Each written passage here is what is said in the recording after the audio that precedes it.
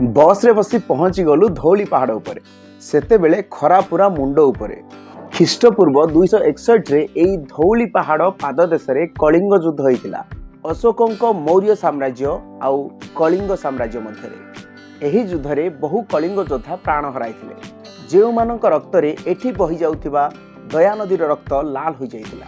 एही विशाल रक्तपात देखि चंडाशोक धर्माशोक परिणत हो जाइतिले आउ बौद्ध धर्म अवलंबन करथिले।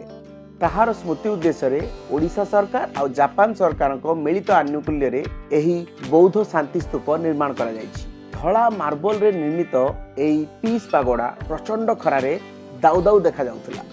एही स्तूपर चारि पाखरे गौतम बुद्धंक चारोटी बड़ बड़ मूर्ति अछि। सबु मूर्ति पाखरे गोटे गोटे फोटो उठेइले। स्तूप चारि पाखे बुलु बुलु पहाड़ उपरु नदी सज्जा भारी सुंदर देखा जाउथिला।